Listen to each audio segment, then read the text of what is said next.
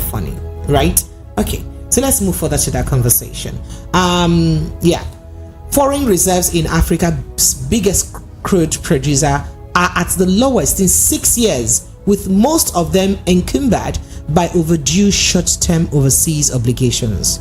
Unless President Bola Ahmed Tinubu's government lures international investors or revamps up oil outputs, the naira may slip further. And this is according to Veitiva Capital Management Limited. Now, in the non-deliverable forwards markets, the naira is 12-month contracts the naira's 12-month contract is trading near a record low of 1,294 naira per dollar.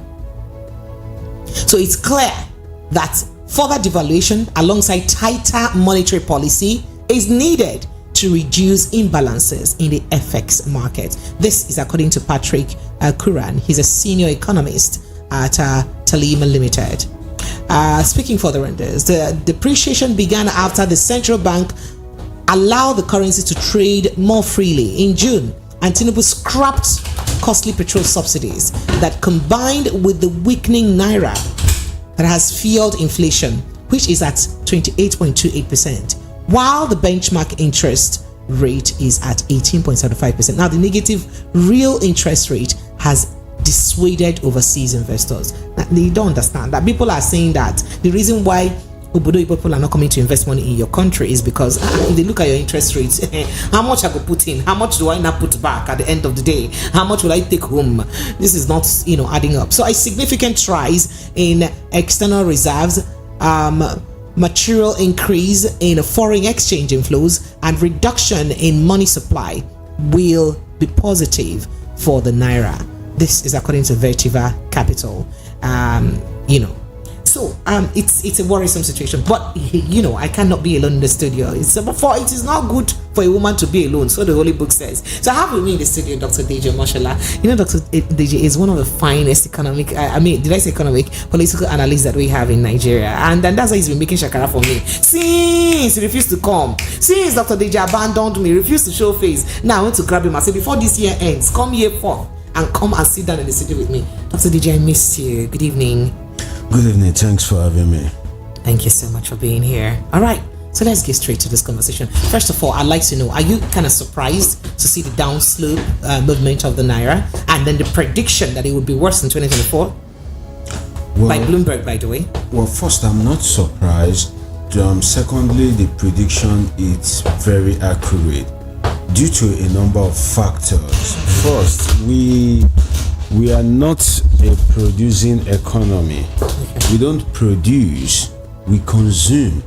And our insatiable taste for foreign luxury goods will make the naira to fall. Everybody, before they see you as, to use the street parlance, soji, you dey town, you must wear maybe Louis Vuitton or something, not Ankara or lace, By the way, Precious is wearing Ankara and looking beautiful. Oh, Doctor, stop whining me, Joe. Don't mind me. Go straight.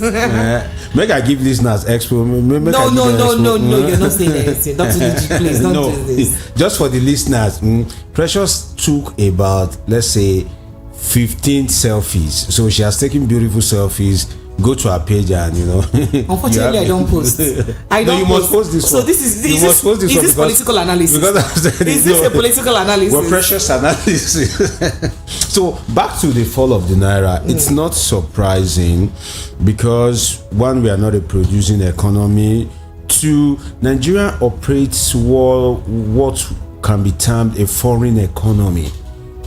What a foreign economy means is that most of the indices, what determines how your economy functions, are not within your territory. Absolutely. For example, the oil. You have oil, but after over 60-something years of independence, you are still importing oil. Thank God for Dangote that that is working when now. It's trying to come. That is working when. No, it's trying to come. But when is it going to work? No, I think it's safe to say it's trying to come. Trying. It's trying to come up. So help us God. Well, hopefully. So if you look at it, when you have a foreign economy, that means that your naira has to struggle with other currencies across the globe. It's now worsens if you are not producing anything. That means you want something from me, but you are not giving me anything in return. And that is the problem that Nigeria economy faces. If our agricultural system is strengthened and Nigeria is importing agricultural produce to Europe, like every container that bring goods from Europe, from America, from Asia, from Oceania, are going back with Nigerian goods, definitely those people, those Nigerians, are going to be earning forex. But most of the containers that comes into the country, majority of them goes back empty-handed, and at the end of the day, it has effect on our currency due to insecurity. You can have like a peaceful holiday in Nigeria. You'll be scared one way or the other, and there's this neo-colonial orientation that has made us see Paris as one of the best places you can go for holiday. You want to go for you want to go to London, Paris, Amsterdam, and all these places. You're not thinking of going to Obudu, not because you don't want to go. It's either the service there is inferior, or there is insecurity, or you really can't trust the service delivery system over there. So a cumulative of these things put pressure on the naira. Now, Nigerians will forgive me if I fail to mention the aspect of corruption and excessive borrowing. Now, when you know how to borrow, you have this grab on quick money, like you just want to go all out, go to World Bank, go to Sukuk, go everywhere, and you just want to borrow. That has effect on your economy because they are not going to give you that money for free. It comes with terms and condition, and once you don't meet that terms and condition, then definitely you cannot access the form. But we have governments that are not thinking, and we have citizens that don't ask questions. So government just goes and borrow, and the effect falls down on us, the citizenry. Now, another thing is when government goes to borrow all this money, the money is not even well utilized. Majority of the money is either put into ineffective project, or there's this corruption. So you bring the fund into the country, there are some ready politicians that are willing to take it outside the country, just to be flexing with their wife, children, and concubines. And at the end of the day, the concubines are more too. That is item 7s. They flex. I just wanted to know. No, are they actually? They flex. I wanted to know if it's a thing. Politicians know they flex. I don't know. I just thought. So Dr. Deji, this is a bit worrisome because I don't think Nigerians have experienced the level of hardship that they've experienced this year in so many years. It's phenomenal. It's crazy. Dr. Deji, just so you know, let me tell you why this is biting me hard. It's crazy. I don't know if you do know that 1st of January is my birthday, and I usually do this charity work. I budgeted for 100 alone. Dr. Deji, I'm almost pursuing 300 because the amount of appeal, and I beg, I need food. It's too much. You cannot have the heart to say, I will not give. And it baffles me. So it's a problem. And that's why I asked before we start the show. Let's go straight to this. Precious, in this hard economy, why only you they find like 20 people? Dr. Deji, just leave that matter, Joe. So bringing me back to this issue. Now, one of the reasons why we're suffering all this is because there was a subsidy is gone statement on the 29th of May during the swearing in. And we heard, or we were eventually, consoled with the fact that it's for the best for us because, subsidy is the witch and wizard and witches and wizard that has been eating up our dollar. So now, at least it will lead to a bit of stability of the dollar because, our oil proceeds, some of them we can also reserve in dollar right now, and all that. After all, NNPC is doing direct purchase, and they're keeping some of the money for us, so we should have some dollar, right? So where is the dollar? Sanusi asked a question the other day. And then secondly, a lot of other policies that this administration has, effected, that is further, eating up on making life difficult on people. So how do we now cope if we were supposed to be enduring this hardship because we know that, things will get better very soon, and we have an oil that would help us further stabilize our dollar. But then it's now looking worse. What do we do? Well, first because it's looking like that light that they told us that is here at the end of the tunnel. It be like say they don't quench him. It's not looking like it's there again. I have an opinion that some people might disagree with, but the truth is, the removal of subsidy is right. But if I happen to be the president, I would have acted in another way, in the sense that, okay, you are removing subsidy because there is corruption in the petroleum sector, whereby people may import maybe 5 vessels, then they go and write the books and say maybe they import 20. Okay, people, there's porous borders and neighboring countries are entering into our territory to buy it cheaply. There is smuggling and all that. Okay, fine. But then the people that are responsible for these atrocities, that have made billions from these atrocities, are walking free. So as a government, I believe that you should have pursued aggressively those perpetrators rather than inflict the pain on the citizenry. That's what I believe, because if I think back as a Nigerian citizen, it's painful to say that I don't think I can mention how I benefited from Nigeria, and that's a fact. So if one benefit that I'm getting is to buy fuel cheaper, and you still remove that benefit from me by removing the subsidy, okay, if you want to remove the subsidy, I would have forgiven you if you had used like all your powers to pursue the perpetrators.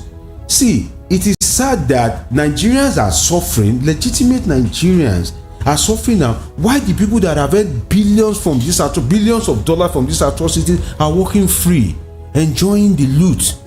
So what kind of country are we kind of like breeding in such a way that once you commit crime, it is the criminals will walk scot-free and the ordinary man will be suffering? I think that is not right. Then there is no place in the world that government doesn't subsidize in one way or the other. What is subsidy? It means government intervention to make an essential commodity affordable.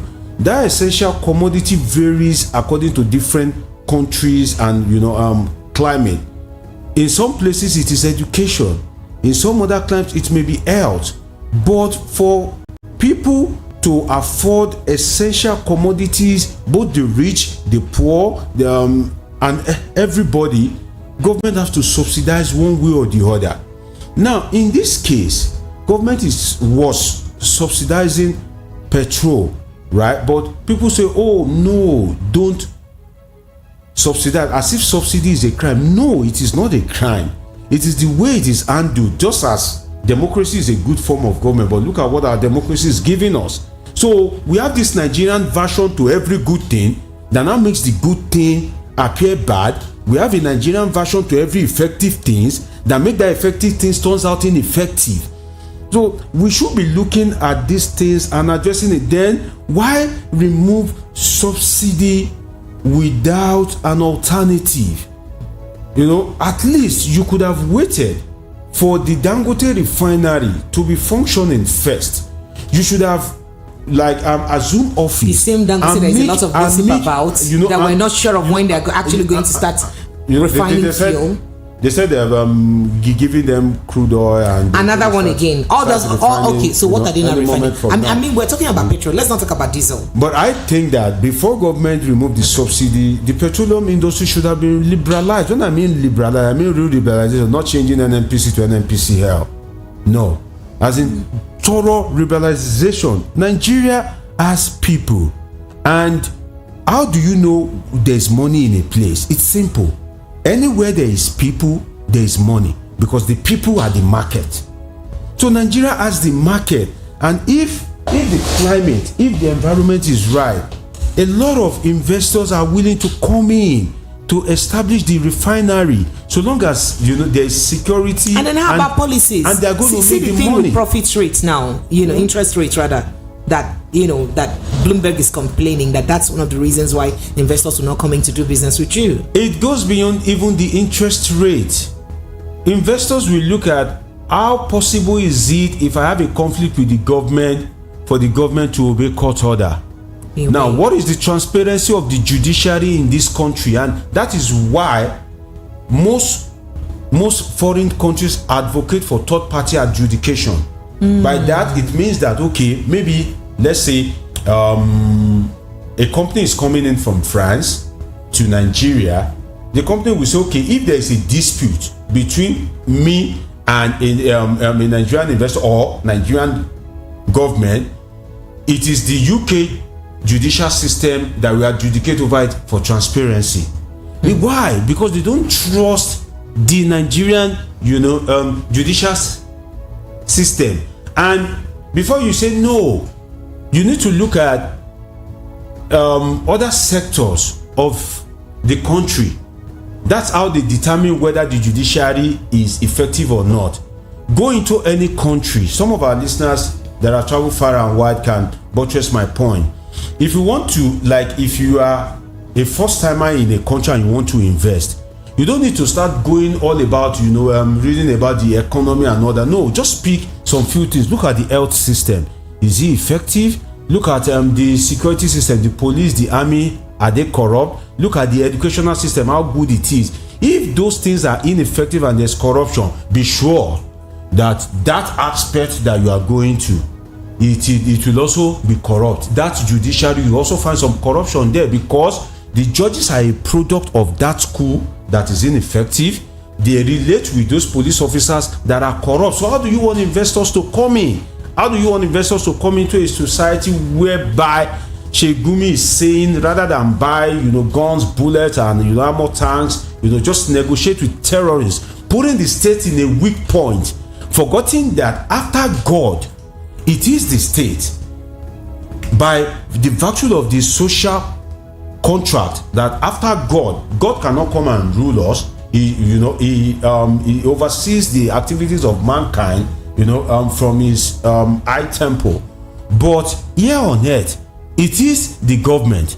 So the people in government may now die and go and face God, but they will still do what they want to do. So for somebody telling government to have negotiated with terrorists and not advocating for a strong government whereby you will find it difficult to even commit the crime because you know that the state will come after you.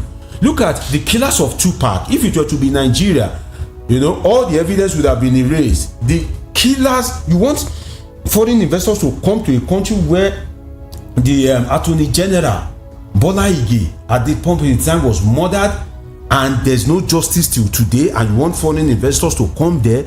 No. So all the indices that foreign investors looks at, Nigeria is ticking 0, 0, 0, and that's why foreign investors are not coming in. Rather than for them to come in, they are leaving.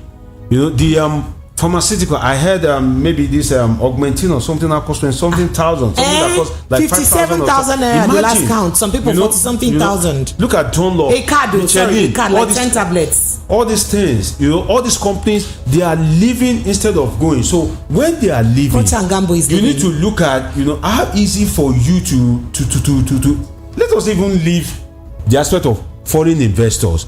Let us look at small and medium scale enterprise alone, whereby you are importing your goods because Nigeria is not a producing country, and by the time you import your goods, maybe dollar is 800 naira.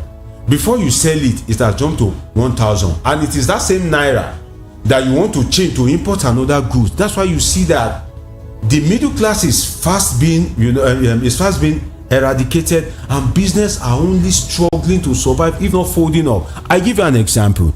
There's a snack place that I used to buy these sliced bread that I like so much. So, and I suddenly see that they don't have the sliced bread again. So I asked the man that why is it that like 2 weeks there's no sliced bread? You know what he said to me? Cost of production. He said the company has folded up because they can't bear with the cost of production and the economy in a country where there's no electricity. Just imagine, where there's no electricity, and suddenly without plan, without palliative, without anything, and the cost of fuel just moved from 1 something to 5 something. How do you survive? All right, so Dr. Deji, let's go straight now to some of those insecurity issues and handle it. Plateau State is still in the news as invaders have threatened fresh attacks on a community in Plateau State on Friday. Today. That is, there was one threat yesterday. There's another threat now today. Now, this is barely four days after they killed about 197 persons so far in 17 communities across Plateau State, the same state. Now they're threatening other people now. So the Deputy National Publicity Secretary of the Middle Belt Forum, Stanley Kevwan, in an interview stated this, and it has become very worrisome.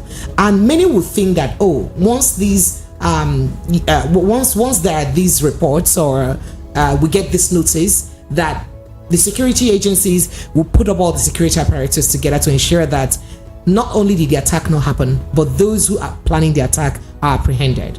Dr. Deji, did you know that the last attack that happened on Christmas Eve, that I saw a reporter, an Al Jazeera reporter, saying that they were, to do something in the community in that area, came for reporting that they were hinted that they should leave, that an attack is coming before the attack happened.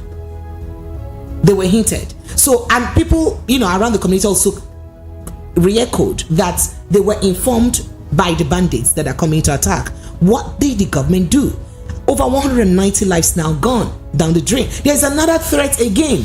We haven't said anything about it. Sheikh Gumi, on the other hand, is saying, you know what? No, don't bother. In fact, let me even read that his tweet, his message said. He's saying that federal government should not bother wasting time in wasting billions of naira on jets to Kano jets and other things that they're using to fight terrorists. That they should rather negotiate with them. Is it a good place to be? What is the way forward? What can the government do now to ensure that this is nipped in the bud, or this is controlled, so that we don't get to lose more lives? Well, it is so unfortunate that Sheikh Gumi is trying to take us back to the days of old, where life was short, nasty, and brutish.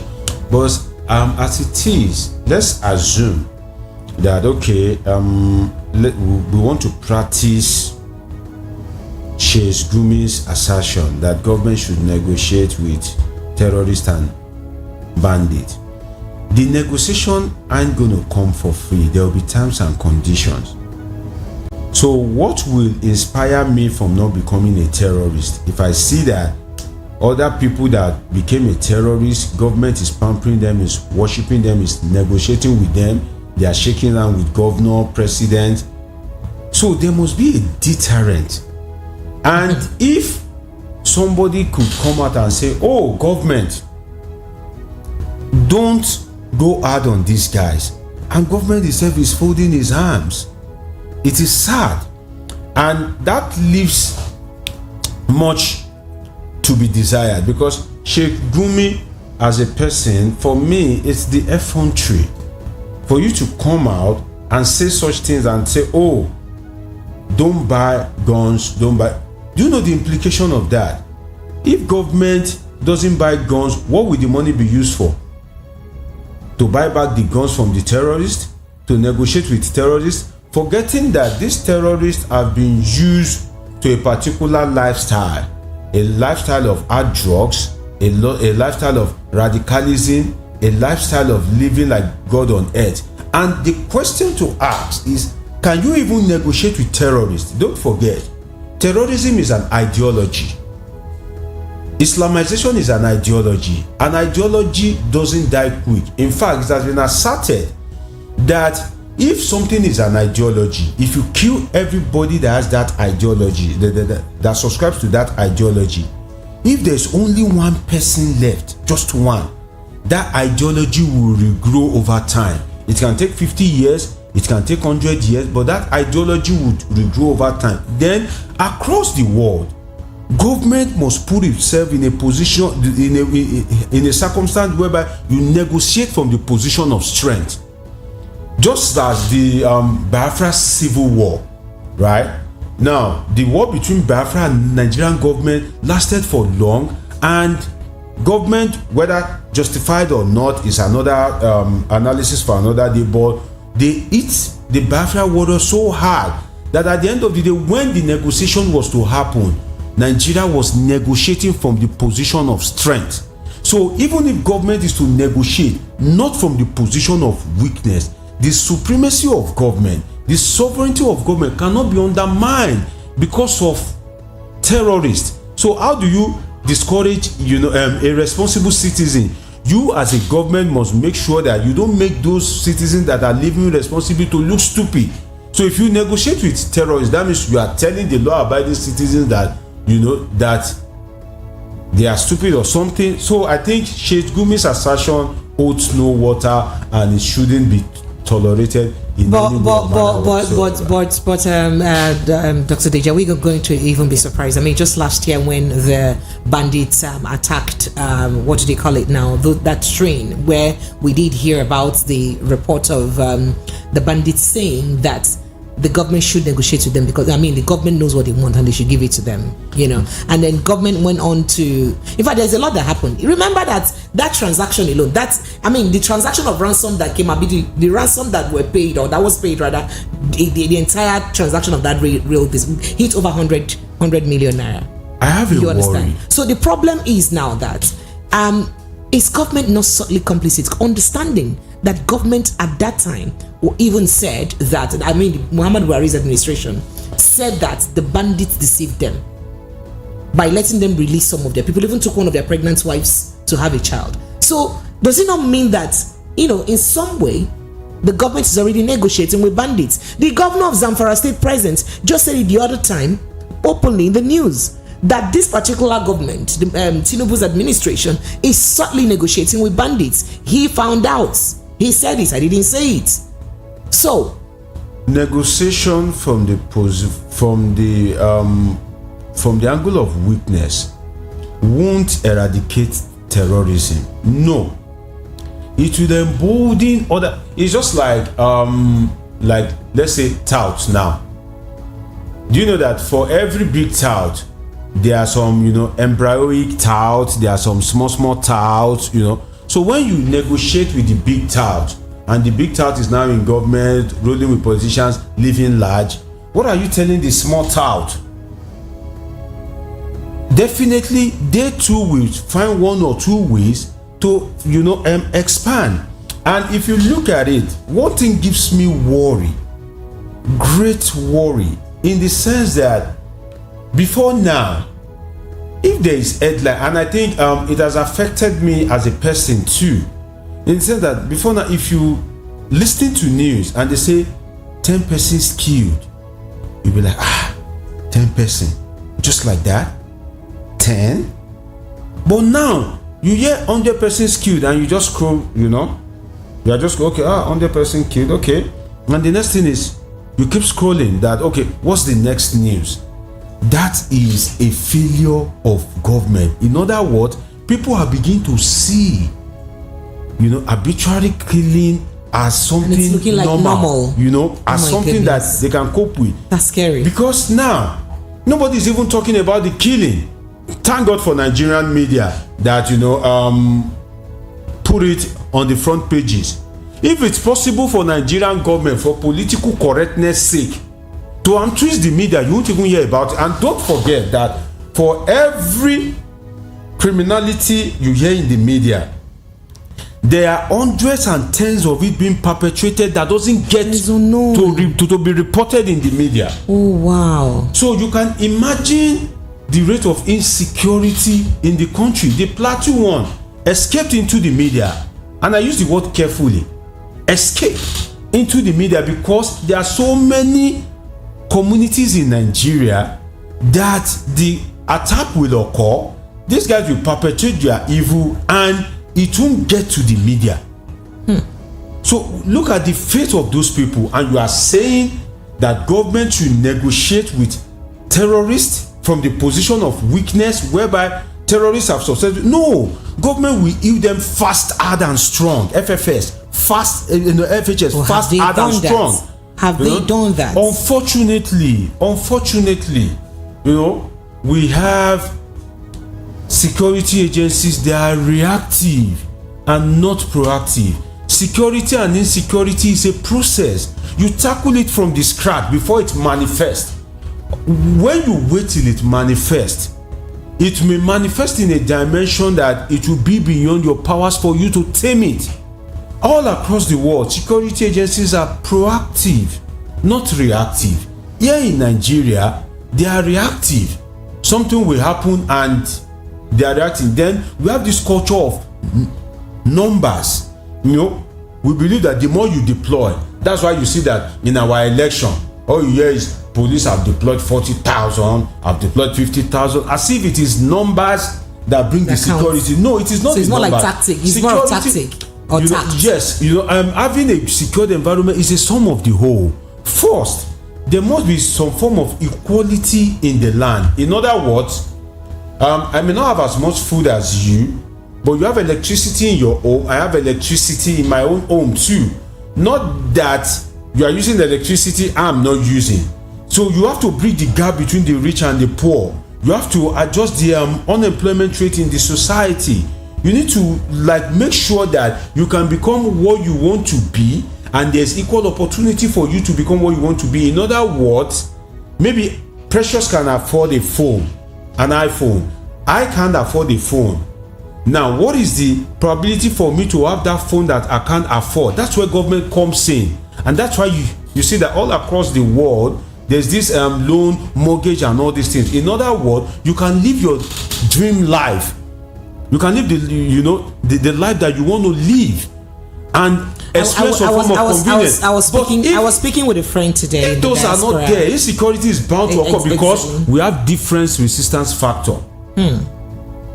What you can resist, I may not be able to resist it. What I can resist, you may not be able to resist it, and we will react differently. So are you surprised that there's insecurity in the land, whereby before I entered university, people had been doing NYSC, passing out without a job. I gained admission into the university. I've graduated from university now. I'm going to 15 years. People are still passing out without a job. There are some youth corps members now that are preparing to pass out, and there's no job for them, and you are surprised that there's insecurity. So it is not all about, even Shegumi itself is not even advising government rightly by saying don't buy guns and bullets. No, ending insecurity is not about guns and bullets. It is about the sum of the whole, whereby you make sure that there's a just society whereby people have food in their stomach. People can live a good and comfortable life. You know that security issues. Insecurity is thrives where there is hunger. I was speaking with a friend today that said that a country like Thailand, for instance, food is the least of anybody's problem. So at least anyone, no matter how poor you are, you're sure that you can eat food. You have a roof over your head. And if you are the son of the poor, basic amenities, you can go to school. Basic needs of man is provided. I was speaking with one of my professors. She said that Deji, some of these funds are government money, and when you go to school and government is paying you, even if you want to study abroad, you have to refund the money because it is people's money. What's she trying to say?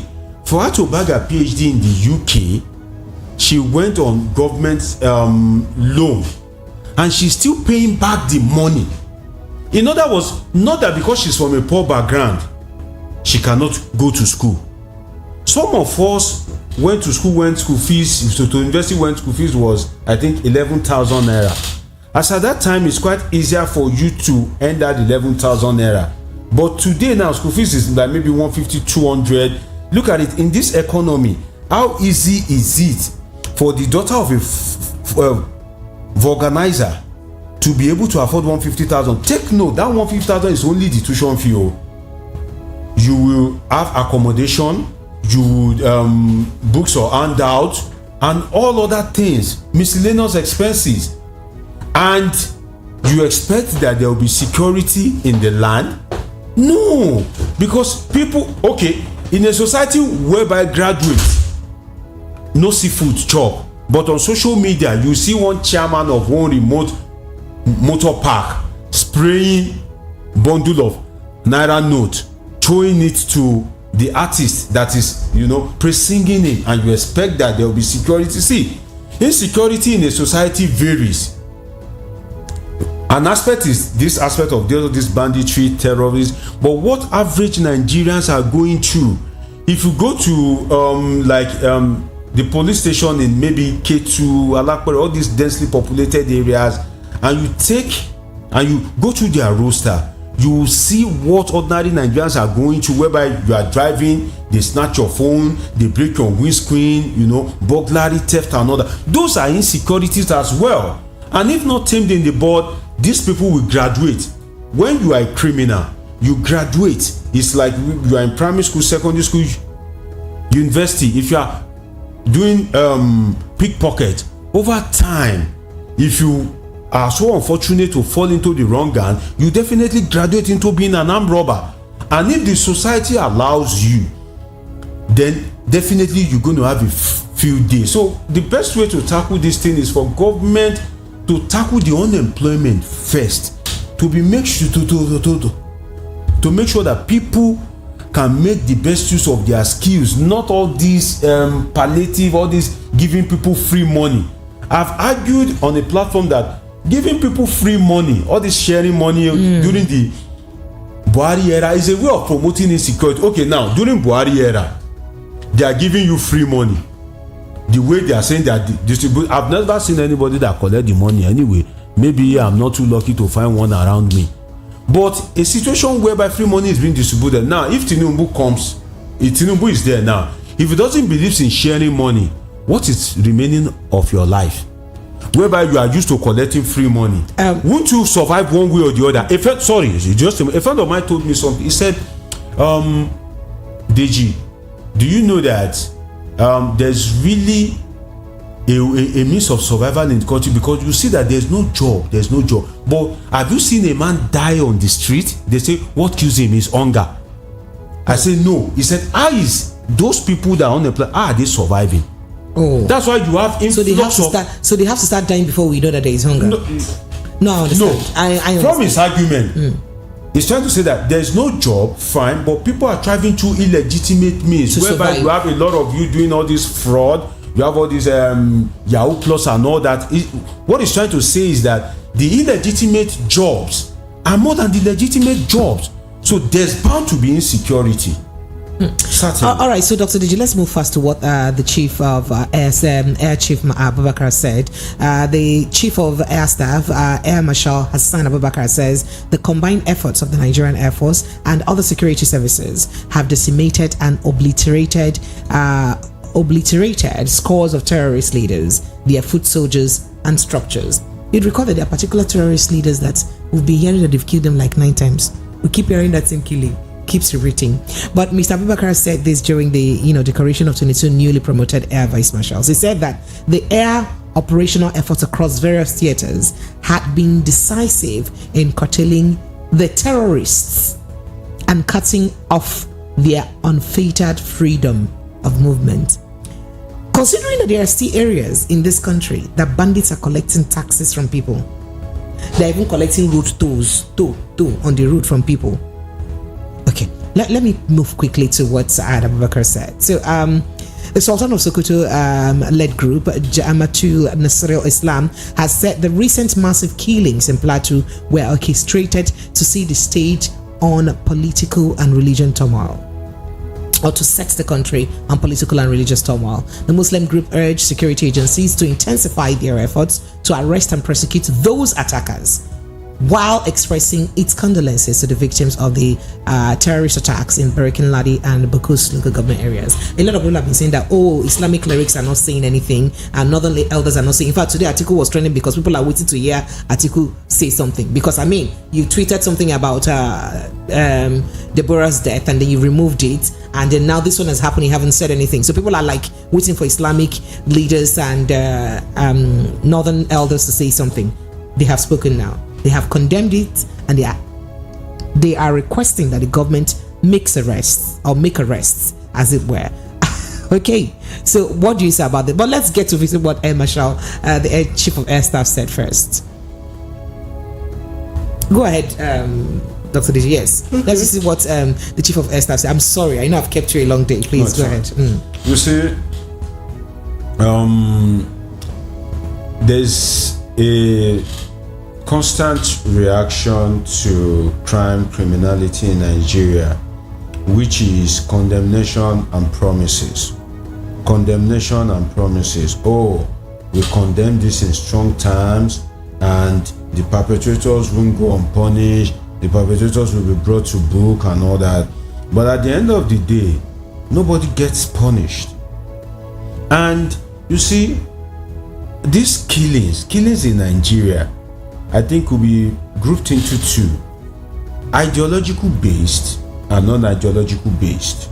Now, the non-ideological based is those that, you know, what we can call criminal circumstantial killing. In other words, let's say an armed robber goes to rob. What he wants is money. He doesn't plan to kill, but maybe somebody he feels is proving stubborn, or somebody is trying to get in his way, then he kills such person. That is criminal circumstantial killing. That is non-ideological based. Those kind of killings can be maybe tamed, can be eradicated. But you see, ideological based killings, whereby you are a bandit, you are a Boko Haramist, whereby you believed in one ideology that, okay, you must take over this land because maybe the land has been bequeathed to you by your, you know, great grandfather, you know, one Usman Danfodio or something like that and all that, and you believe, oh, every land is yours. Or you are kind of like you have a particular extremist ideology of your religion that, okay, you must force people into your own version of the religion. Now, those kind of ideological based killings, why they are thriving is because, unfortunately, some of the people in government subscribe to these ideologies. Some of the people in government subscribe to these ideologies. I've said it before. It is not difficult. So in other words, some political leaders are complicit. It's very. I'll give you an example. It's not difficult. Is that what you're saying? It's not difficult to treat. It is of public knowledge. The former minister during Buhari's time.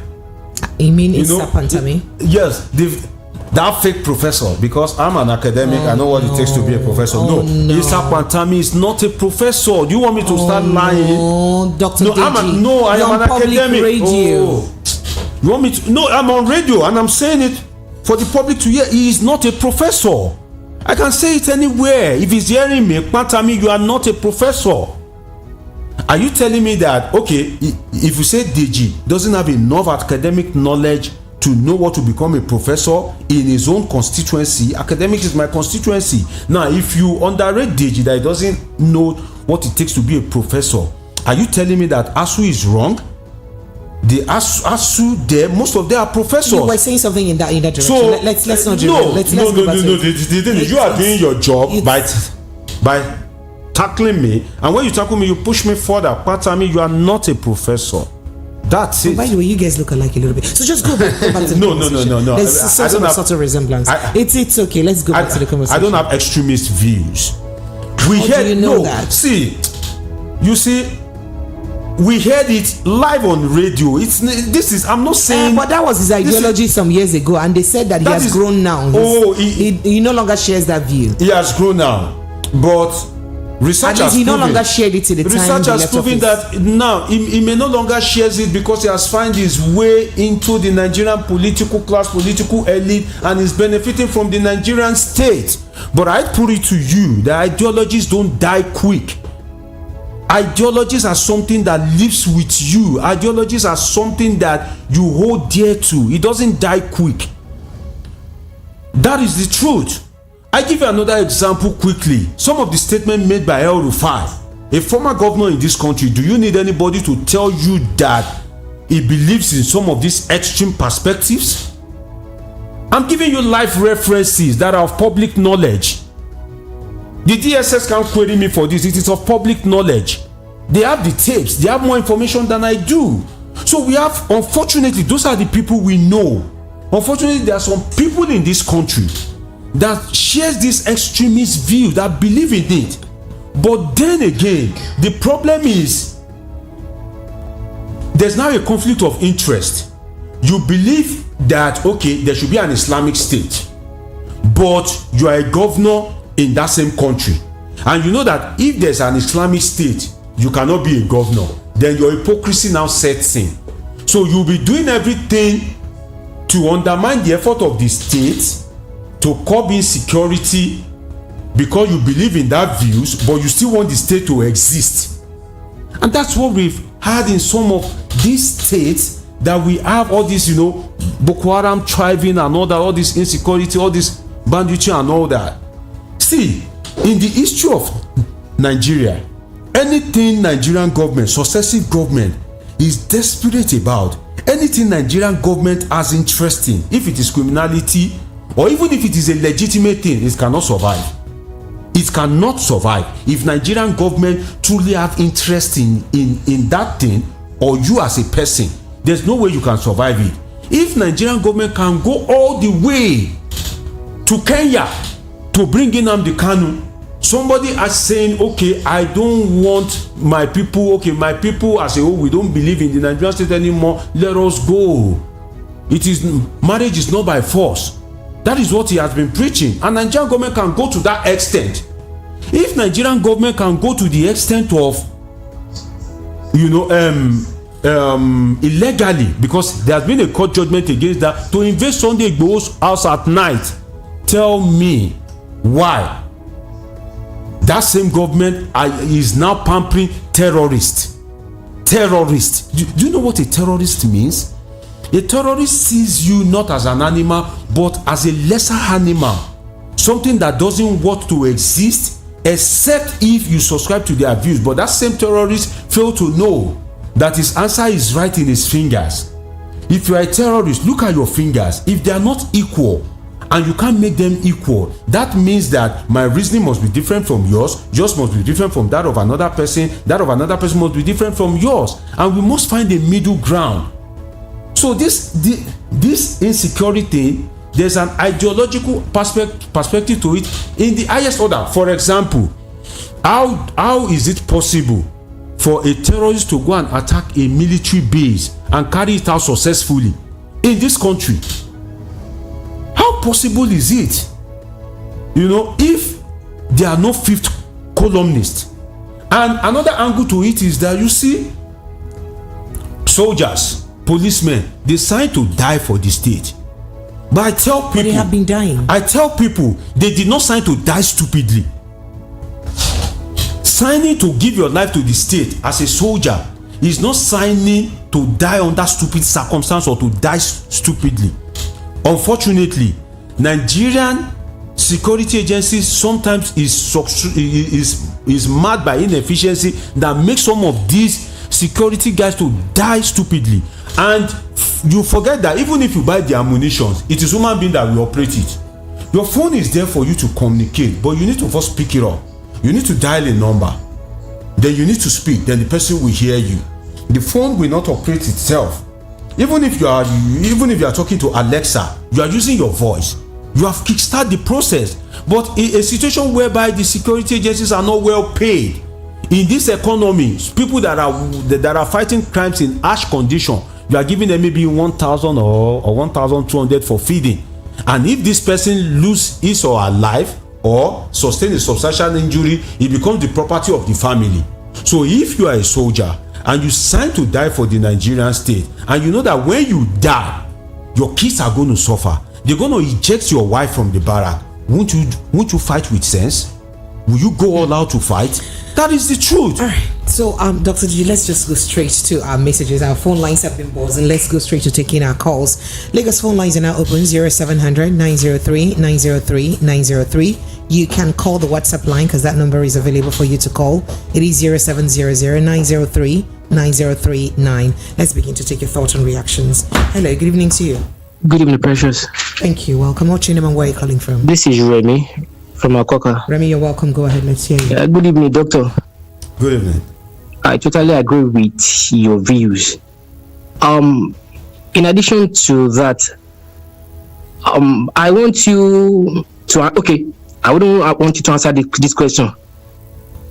All the is that people were displaced from, and it has been repossessed, named. I want to ask, what ethnic group are those occupying those communities? Both in the Middle Belt and in the northern region. You mean where their people are now on IDP camps? The people that are now every communities whereby people are being displaced and presently is being repossessed by other people, and it has been named. What ethnic group are those people occupying those communities, both in the Middle Belt and in the northern region? It's one particular ethnic group. I won't mention the name. We all know it is one particular ethnic group. So the question is: Are you saying that okay, after all of this crisis, the indigenous people of a particular land are displaced from their lands, and then the land is taken over by another group of people, a particular an entirely different ethnic group? And I'm saying it is not a coincidence. Or should I ask, is that a coincidence? In Taraba, in Nasarawa, in Benue, in Plateau, those communities whereby people are being displaced, and presently those communities are being repossessed. What ethnic group are those occupying that place? A certain ethnic group, and it is certain religion. So if I say it is not coincidence, it is deliberate, it is coordinated, I'm not wrong using those little stats. So it's not my opinion, these are facts. The other day, Caleb Mutwang said 64 communities have been deserted, and the terrorists have occupied primary schools. We know the tribe those people belong to. So why is it that it is those people from that tribe, that ethnic group, are occupying those places across the country, including people's homes? You can imagine. That they've made so will you flee from not say to me it is just something of coincidence? It is not. So there is an agenda. In the next few years now, they will say to you it is the ancestral land, and people over there in the over the years are predominantly Muslims. That is what they will claim, and it is happening under our noses now. If nothing is being done, it's going to spread across the country. It is going to continue. So it is deliberate. I'm very sure those in government are complicit in this. For now, have we heard any of the elite from that tribe condemn this act? Oh, but I just said the Sultan of Sokoto. Sultan of Sokoto. After how many days? Has any one of them asked for the 400 sponsored of terrorists to be prosecuted? Ever since those names were released, has any one of them called for the prosecution of those people? Has any one of them called for it? It is deliberate. So if I want to believe it is not, this facts on ground are showing there's an agenda. And if you don't do anything to curb it now, it's going to spread. In the next few years, the story will change. I don't trust our security operatives, just like Tiwa Dajima said. They are complicit in this. So it's high time. I don't know how we are going to do it, but we just don't need to keep quiet. We need to keep speaking about this until it gets resolved. Forget about what's his name, Sheyi Gomu. We know where he belongs. He belongs to. So those guys are religious extremists. They will keep telling you to negotiate with terrorists. They get released, then they will go back to those acts. They'll be doing that. Look at the story of Pantami that was just said. I read about what he did when he was at Abubakar Tafawa Balewa University. How he instigated students to get someone killed, and that same person made it into the list of the ministers we have in this country. The same person in charge of our telecommunications at a point in time. So this thing is deliberate. It is deliberate. So it is high time we rise up and do the needful. Thank you. Thank you, Remy. I appreciate you. Thank you so much. All right. Hello. Good evening to you. Hello. Good evening. Can you help me turn up the volume of your radio set, please? Thank you. Yeah, I'm out of it. I am Emmanuel from Ejibo. Emmanuel, you're welcome. Go ahead. Let's hear you. Thank you, Precious. You see, the problem we're having is giving these things name. these bandits, these headers, I don't believe in all these things. See, these people, we know where they are from, and we know the ethnic group that is doing this. And again, Tinubu, I don't know how he is controlling his government, whether he signed an accord with some sort of people, but he cannot make a comment. You see, let the South come together, because the moment these people finishes from that side, they are invading now. They will come over. Let the South, let the Yorubas, let the Igbos come together and fight this. The Fulanis will run over this nation if care is not taken. All these things we are calling names, headers, this is just a baptism name. These people are Fulanis, and they left all West African nations. They are now heading to this country, saying that it is their father's land. No, but sir, please let's be very factual. We know that it's not everyone from a particular ethnic group that has such character. So we do know that. I mean, the Fulanis have been in existence in this country for only God knows when, and we haven't seen them invade all the communities. So let the action of a few not make us generalize and try to talk against the entire people. So please, let's kindly get, so that we will not be ethnic profiling people, please. I appreciate you, sir. Hello, sir. All right then, thank you. I lost you. All right, let me go through my messages. I have too many messages, Dr. DJ. I don't know the eye I will use and read all of them, because today my eye is doing me somehow. But let me go to them straight on. This message here says, okay, Auntie Precious, happy birthday. Okay, greetings to you. Okay, all right. This here says, good evening, Precious and Dr. DJ. I appreciate you for your good analysis. God will keep on to be with you in Jesus' name, amen. I don't have any contribution today because Nigerian news gives heart attack since APC government began in Nigeria. I have not heard good news that would make my hypertension feel good. Abi, he said, God bless Dr. DJ. I pray for good health, everlasting life, and only all this blessing. What's going on here? He said, you're really a citizen of Nigeria. Kelechi from Oshodi. Precious, please read all my messages. So they say I read all the message for you. The prayer plenty. I know if you finish, I'm sure. All right. This here says, let's leave that. Going back to other messages. My system now wants to start malfunctioning. Okay. All right. Yep. All right. This here says, hi, Precious. It's unfortunate that we find ourselves in a country governed by old people that have probably little regard for the masses. Nothing is working. Security is zero. Economy zero. Employment zero. Precious, tell me, is there anything the masses have benefited from this administration? And if we try to remove them from power through voting, they use INEC and perhaps judiciary to turn everything to their favor. I'm really tired. Sorry, don't be tired. Don't give up. And then he says, Senator from Isala says, Dr. DJ is hitting the nail on the head like this. Go. Precious, please, don't cut him off. Oh. Did I cut you off today?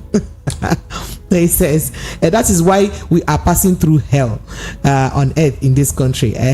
Truth has gone far in this country. Precious, ask some soldiers. They will tell you that what is happening about this insurgency in Nigeria, where the Oga will tell you, don't shoot an enemy. So barbaric. That's what he's saying. Let me go back to my phone line. Hello, good evening to you. Good evening, Madam Precious. Sir, you're welcome, sir. Good evening to your guest in the studio. He can hear you. Go ahead, please. Good evening, sir. Thank you. This issue of insecurity is not something of today. I won't mention my state because the experience I had before I left the village is not an experience I wish anybody to have. Like in my place now, everybody have resorted to personal defense now. As I'm talking to you, there is no way. You see, this issue is as if people are saying that these people are not complicit. The security agents are complicit in this. I'm a living witness to what I'm saying. What happened at Plateau State? My uncle is living in Plateau State right now. The information I got from there was that they were able to convince the villagers and collect their local arms from them before these people invaded them. So it was just a coordinated attack.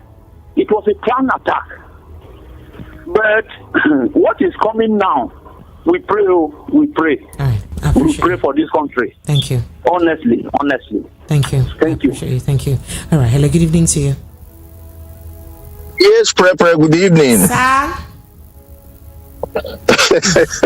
Prince Akwachi, you're welcome. I don't even have energy to shout today. My voice is going again. I would have said, thank God it's Friday, but however, I am so enjoying your guest, Dr. Deji. You know, the only thing is I'm not such persons that call God's name in everything, but I know He's blessed, and I know he's genuine, among the few that are spoken. One thing I just wanted to say is this, in relation to Pantami or whatever they call him. Now, this is somebody who was given a portfolio that has to deal with people's NIN, which is kind of like an identity. Okay, and still he was not able to get the terrorists. He was not able. Things were going on, and people were being made to pay huge amount of money to get their loved ones. And you tell me that person is a professor? It's just so laughable. But thank God for the guest. I really love his words. Okay, I love his words, and may he continue to prosper in everything he puts his hand into. There is something that we are not even talking about right now, which I wanted to ask about it some time ago. After the elections, we were told that there was a house that was being investigated, that they saw the what do you call it? The BV or whatever you guys call that stuff. Till today, nobody has ever said anything about the investigation. Nobody have ever said anything about that.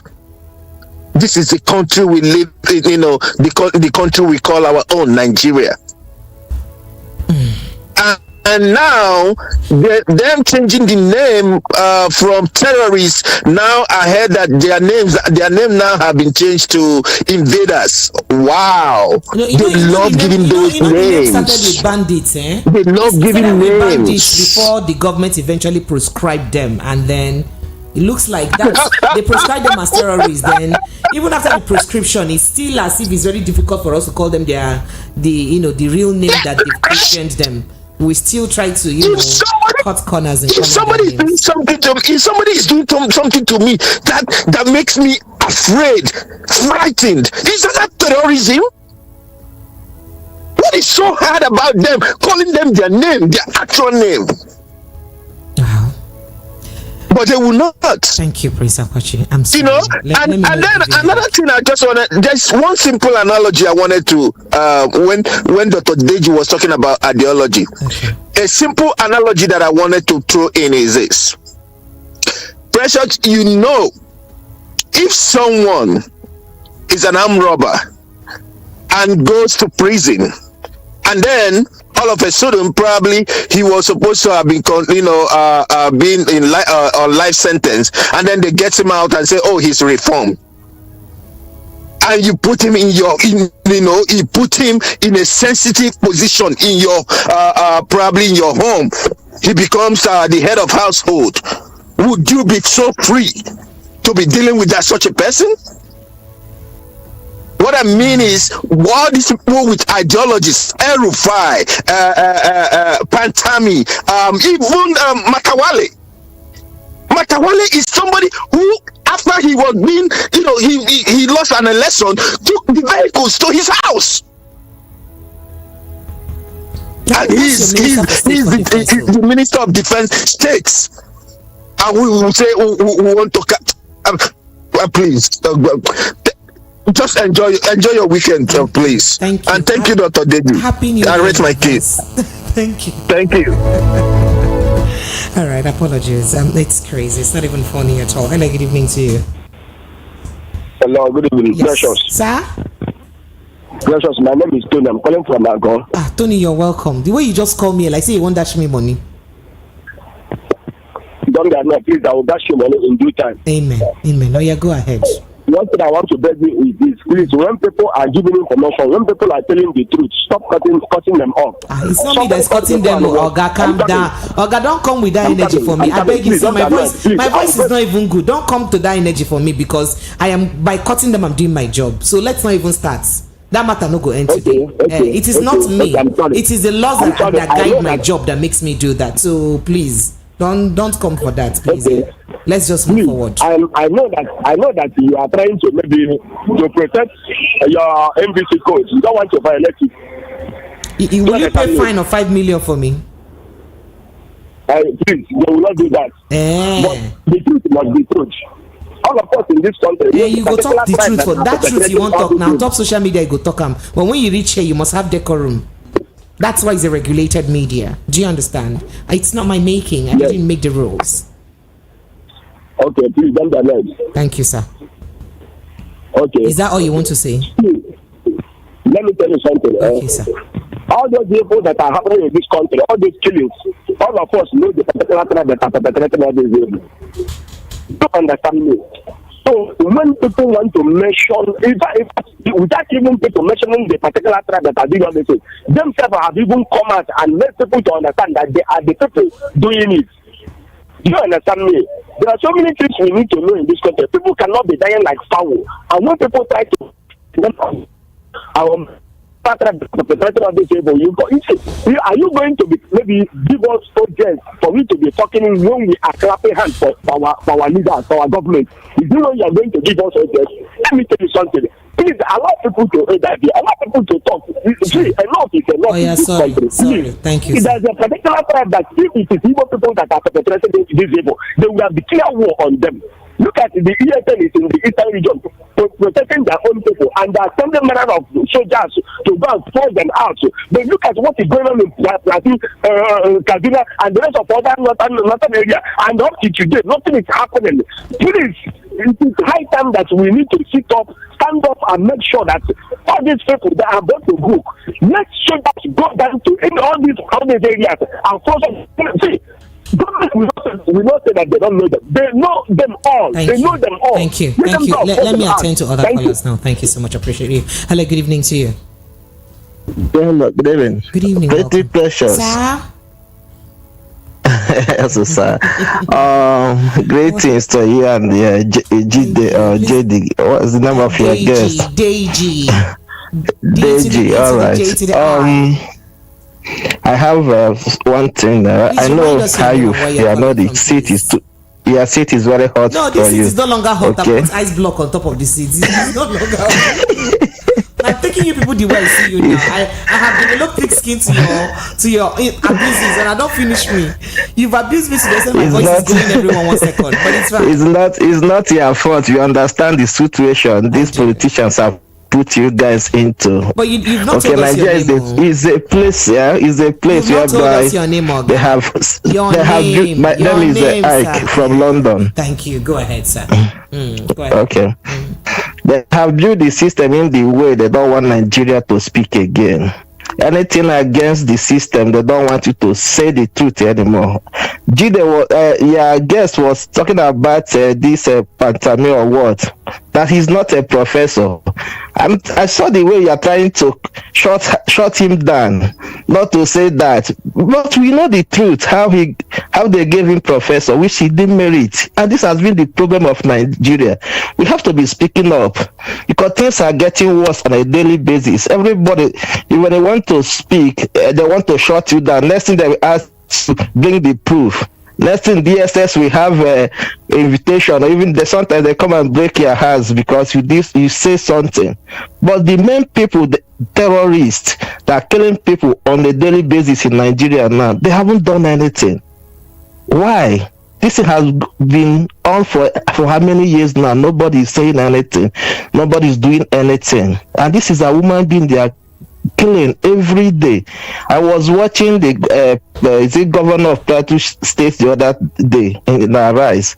He said they know those people, they know where they live, they know after oppression, they know where they are going back to stay. So you guys know all this. But there's something he said that I start asking myself question. Do you know what he said? He said that is only person, it depends on who is the president, that we have the political will, the courage to do the right thing. So I was like, what does it mean people are scared of these guys or they are untouchable in Nigeria? So what school will and the courage to face these people? So the whole Nigeria cannot do anything.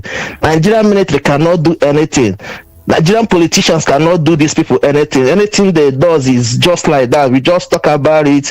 After 1 month or 2 months, they will do another thing. We just talk about it like that. And villages are being taken over.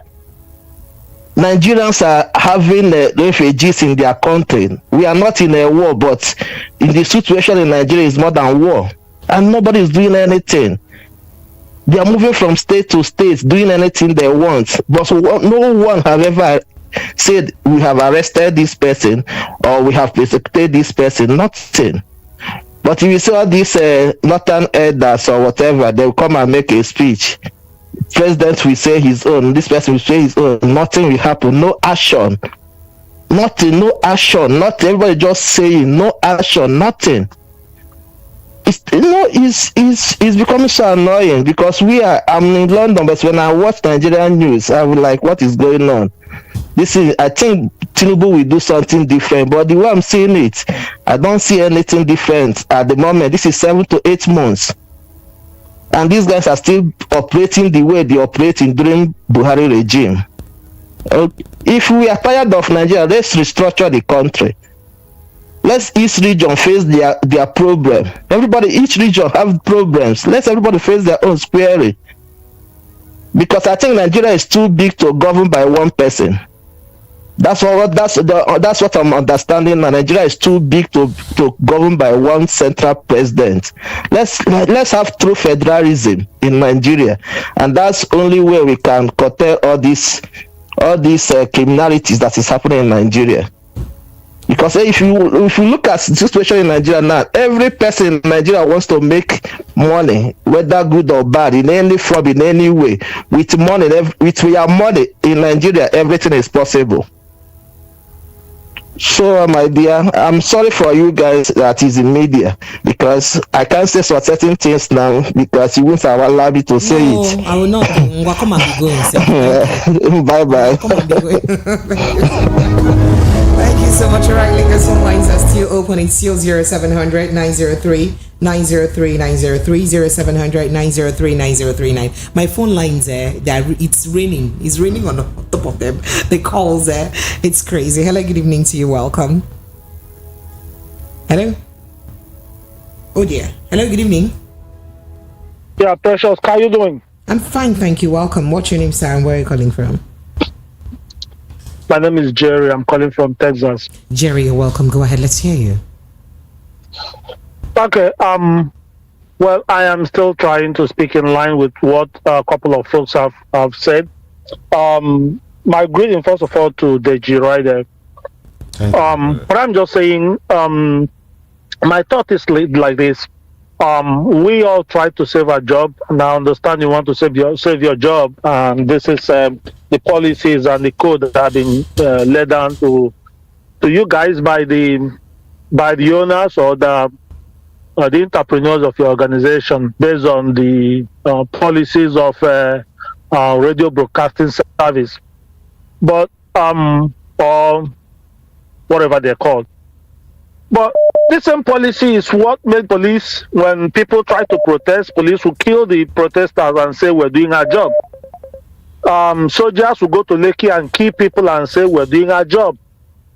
And normal folks will not protest. I just want to put it out, and I'm not saying you should violate it, because the whole thing is like, okay, if I lose my job, who will pay me? Will you keep me? No, nobody will keep you. And that's the way the system have actually tailored human being or Nigerians to feel like if we don't keep down our job, if we lose our job, we'll go hungry. So nobody wants to go hungry, and things keep going bad, and nobody will speak up, because if you do, you lose your job, or you'll be killed, or you'll be jailed. So I don't know what to do about it. Like I always do in most of my opinion, is like nobody know anything to do, because Nigerians are like handcuffed, like don't say anything. If you say, you lose your job. I mean, more especially those of us who love you and love the way you present yourself. You have taken how many minutes now talking about this particular issue? You could as well just jump in on the conversation properly. Do you understand? I think you've made your point, so you can jump in on the conversation properly, because you're speaking for more than 2 minutes now. If I look at my phone, it's not up to 2 minutes. But if you say it is, then that's just this is just what I want to echo. You have done 2 minutes 31 seconds. That's actually what you have done. All right. Well, my point is... No, tell Nigeria now that I'm correct. 2 minutes 30. Yeah, you're right. You're right. Thank you. So, actually, what I wanted to speak on is the situation that we find ourselves in Nigeria. Make everybody want to protect their job, want to protect their source of income, and so nobody wants to stand up. And I think that's just what you're working on. All right. I don't know anything. I can't say anything about what we're going to do with the situation. Okay. No problem. Thank you, because I mean, you made your point. Thank you. Thank you so much. Thank you so much. Hello, good evening to you. Let's try and make it snappy so that others can jump into the conversation too. Hello, good evening to you. Okay, I will try as much as possible. Very good evening to you, Precious, and Dr. Deji. See, I called in yesterday and I wasn't given enough time to finish airing my points. Listen, I was the last you attended to before your guest yesterday, the publisher. Okay, fine. See, yesterday I said that. Okay, what is your name, sir? What is your name, sir? Hello? Where are you calling from? Your name. You okay, sorry. Now. I'm Ijeoma Egwuatu, and I'm calling from Madrid, Spain. All right, then go ahead, please. Yes. Okay. Now, yesterday I said, I will make it very snappy. Yesterday I said that Saudi Arabia, in the time of Buhari, forwarded intel to Nigerian government. We know that. And forwarded the list of terrorist sponsors, of those that sponsor terrorism in Nigeria. According to but Buhari did not make any arrest. Yes. Buhari did not make any arrest, neither did he publish the names, because there was pressure from the media for him to at least publish the names, even if he does not arrest those people. Now, he didn't do any of those. Now, as we speak now, currently, Buhari is not there anymore, right? Tinubu is there. We need Tinubu to make arrest of those that make up the list. Are you sure he has the list? Sorry? You said what? Sorry? Are you sure he does have the list? Why wouldn't he have the list? We have DSS. DSS have records of all of those things. If the government is serious enough, they will get it from DSS. All of those things are there. So they know where these terrorists are. That's one. And two, simultaneously, if they arrest the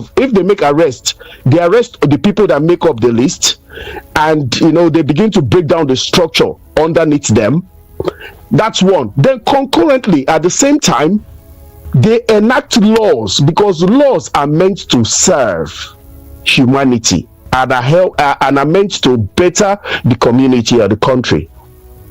They enact laws because if criminality is on the rise, they enact laws and severe punishments or increased punishments to help fight and curb criminality.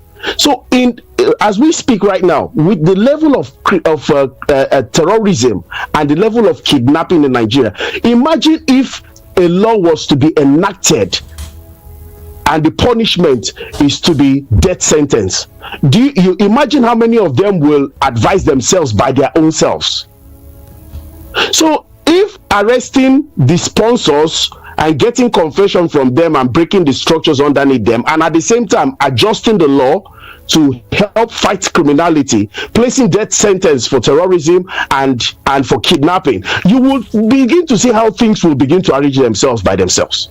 The thing is, the government is very complicit in all of these things, because if they don't make any arrest, because in the time of Buhari it was very evident, and now if Tinubu does not, it will still very evident. Thank you. I rest my case. Thank you. I'll let you go. You're welcome. So, saying this now just reminds me of a statement that RFI did make in an interview sometime, where he did posit, if I'd have to say that the government cannot say that they do not know where these bandits are, that they know who they are and they know where they are. And of course, Sheikh Gumi has also reiterated that over and over again, and that's why he's of the opinion that the government should negotiate with bandits. But let's take a listen to RFI. We are just applying military force and we think we can resolve our insurgency. It's not going to happen. I've been in government. I've run a territory. And I know the amount of information I get, security reports that I get as minister. The president gets 50 times that. And I put it to you and I challenge anyone, including DGSSS, to this. The SSS know who these insurgents are. They are not ghosts. They know them. The president knows them. All right, you heard that right from RFI. That's his voice, the former governor of Kaduna State. Lagos, let's go back to the phone lines. 0700 903 903 903 0700 903 9039. By the way, Dr. Deji and I, alongside Ambassador Roy, he is a retired Army General and as well as a security consultant. We did have a conversation in line with these security issues on Precious Enyi TV. You could go look that up later in the day and you see that. Unfortunately, we didn't have enough time to dissect it properly, but then because it's just a YouTube platform, and I mean, Dr. Deji could bear his thoughts, that may tell him, you're saying this on public radio. So we did do dissect that conversation there. So you could go look that up. But let's me take a quickly rushing on some messages. This says, good evening, Precious and Dr. Deji. The particular ethnic group, okay, you say, could they talk the truth, let's say it out, Okay, after you write it, you come and read the message by yourself. Leo from Lagos, I appreciate you. And then this here says, the former governor of Kaduna State, RFI, exchanged deputy governor's position for a Muslim candidate. Moreover, RFI is in a video circulated in the media, proudly claims that Muslims have successfully implemented their plans in Nigeria, just as they did in Kaduna State. The recent attacks on the Plateau region seem to be driven by an ethno-religious and Islamic agenda. Peter from Germany sent in that message. And then this has got Dr. G, God bless you for saying the amount of God bless you have received today, the long life and prosperity that is waiting for you, Dr. Deji. God will make it happen. He say, God bless you for saying the truth. Some people in Nigeria government are complicit of terrorism and acts of terrorism. So sad. Nigeria is a terrible place. TC sent in that message. And then Agege from Agege says, did you know that at times I ask myself what type of life we are living in Nigeria as Nigerians? What a nation where the only way to get fulfilled financially in life is either to belong to the political sector or to be a fraudster. Is that the only way, Dr. Digi? No, entertainment. Politics or fraudster. Entertainment also brings good money. Okay. I'm not talking of you being a young duo. Maybe if you make it to the likes of Burna Boy, Davido, Whiskey. I am entering the studio now. This voice has to clear to go and sing. A nation where God-fearing intellectuals are working hard but eating crumbs from the tables of opportunists, and then the civil service job opportunities belong to certain families. When one member retires, another family member will replace him or her. Bandits give threat orders openly, kill freely, and walk streets freely, and are honored by the government. Nigeria, away. Sorry, sir. Let me take calls. Hello, good evening to you. Hello. Yeah, good evening, Richard from Germany. My sister, I'm sorry for yesterday. I was emotional. I'm sorry for that. It's okay. Sorry for that. It's okay. My brother Deji. Wow, this is. I've not seen this young man. I've not listened to him before. Awesome. I don't know where you guys bring all these people. You must be new to this show because Dr. Deji is an astute professional. I mean, you can't even. He's a doctor of political science. One person goes to school, study politics, so they can't get doctor on top. You should know it's not a joke. He's good. It's not a joke, honestly. Anyway, I'm very new on this platform, so I'm also already addicted, to it. You guys are wonderful. Because my sister, you said that those marauders are not attacking every state. I think in Nigeria, in Nigeria, they are everywhere. There is no state that is not complaining about these marauders. No states. No state that I know in Nigeria that is not facing this crisis. Okay, maybe not in a big way like Benue, Plateau, and Taraba, or let's say Middle Belt, but southern Nigeria, every state is complaining about these people. Every state. Okay, for example, the Sultan of Sokoto is telling people to calm down, but look, at least how did even Sokoto become that caliphate? Because history. That's why we have problem in Africa, because we don't teach history.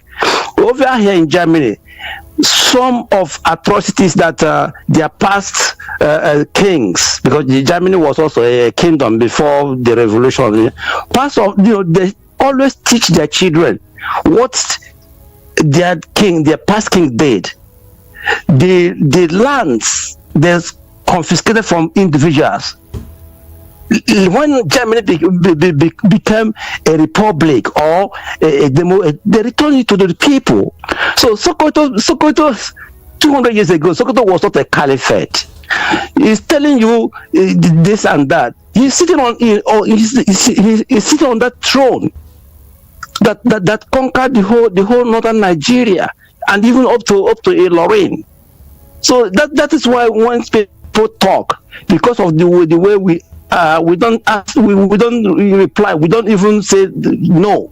That man is not honest. That man is supposed to be talking about peace, because he's supposed to tell the truth. How the caliphate, how Sokoto became the caliphate. So that we can take okay. Then for example, and then what Gumi, right?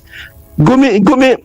After 9/11, Gumi was declared wanted by the FBI, because by then he was living in Saudi Arabia. He ran back to Nigeria. This person who is talking about this and that now, that guy was wanted. He's one of those wanted guys by the FBI. His student was the Abdul Mutalab that wanted to bring down American American airline to New York. These people you see, they have agenda. All right, thank you. They have agenda, and the agenda is dangerous. It's dangerous. Thank you. Please, finally, how can, like Dr. Beji said, look at what happened at Nigeria Defense Academy in Kaduna. It's just like Pentagon. Somebody went there and attacked that place, killed soldiers. Up to today, nobody arrested anybody. Oh God, please. Thank you. Good night from here. Good night to you too. All right. Hello, good evening to you. Hello, good evening. Are you there? All right, who loves that? Let me attend to my messages, because I have too many messages, and I've not even gone to YouTube. I've not scratched the surface. Just way too many. This says, this is Biodo from Ejiwo. I am one of your regular listeners of your station, listening to your program, especially Mr. Darlington. Okay, I am one of the special children born on January 1, like you. Oh, Mama Biodo, thank you so much. Happy birthday to us in advance. And the Magic Femioluwa Magic Kujumi says, good evening, Precious and Dr. DG, the special guest, an eloquent public affairs commentator with a realistic system of thought, who is always on point. I hope both of you are doing good and fine. Madam Precious, we thank God for your quick recovery and your minor bodily disorder recently. Okay, on your minor bodily disorder. And he said, okay, thank you, I appreciate you for the prayer. So Dr. DJ, I agree with you, and with your comments. You speak smoothly and your expressions are clear. Please leave Dr. DJ alone. Don't interrupt him or cut him when he's talking. Magic, you that you hush me off on Darlington, you want to hear Dr. DJ talk? That's interesting.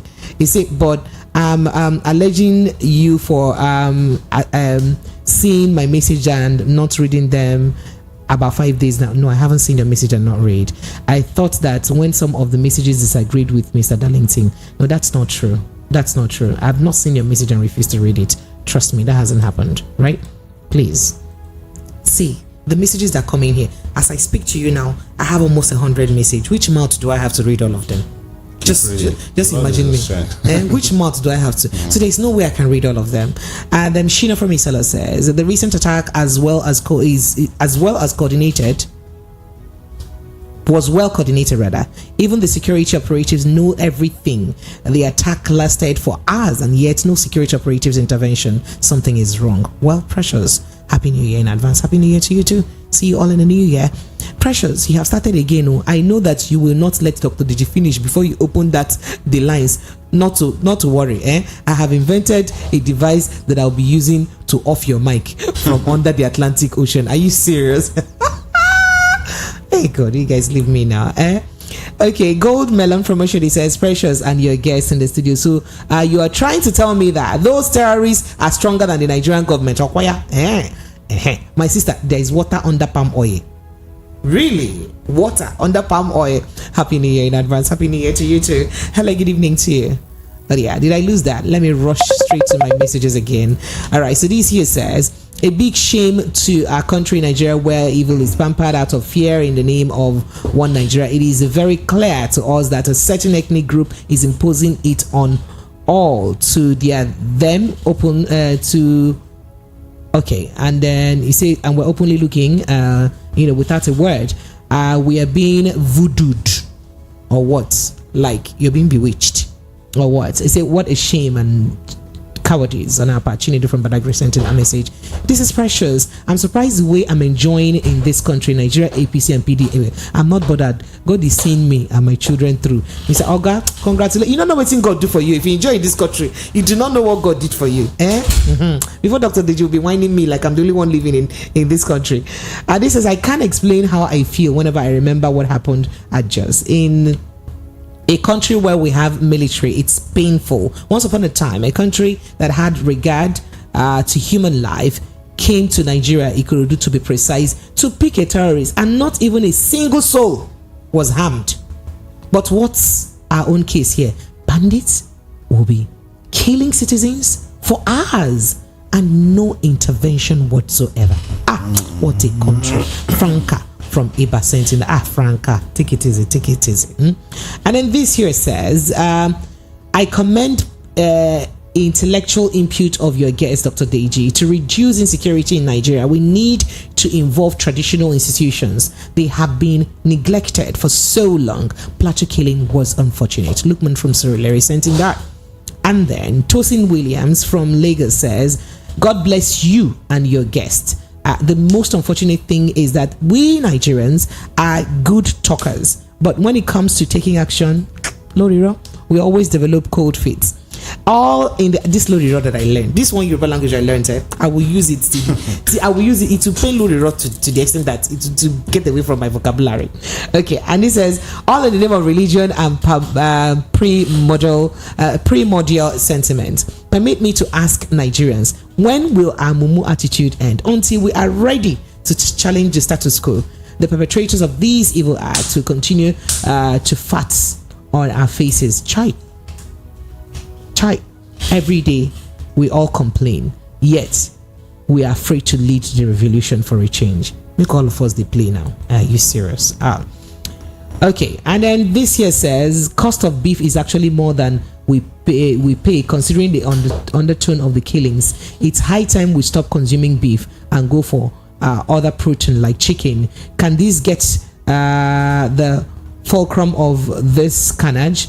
Please let Dr. Deji respond to this. Please, enough of eating beef. Semisala from Isola. And he further said that you made a valid point that survival from high unemployment rates is related to high illegitimate job. And I add, it's part of the reason for inefficiency in our institutions. Well, you said a lot there and I appreciate you. Thank you so much. Let me just go back to a few calls. Hello, good evening to you. Hello, good evening. Hello, are you there? Good evening. Okay, I think I'm having a network downtime. Apologies if you can connect with me. I still have tons of messages. Let me just try to run them through. Your guest, Dr. Deji, spoke well. His statement and comment is well analyzed. Please, Precious, always invite Dr. Deji. He's a wise man who talks properly, clearly, and in a good manner. Unlike Mr. Darlington. People should leave Mr. Darlington alone because this is not about him. Leave him alone, please. Okay. All right. Thank you so much. I appreciate you. Hello. Good evening to you. Hello. Yes. Good evening. Good evening, sir.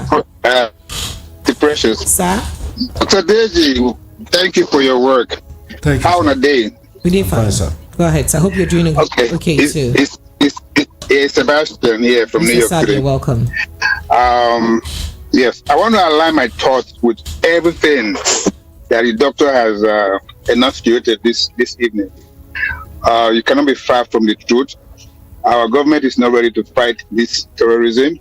I'm not a prophet, neither am I a prophet of doom. But let me just say here, 2024 will even be worse unless the government take the bull by the horn.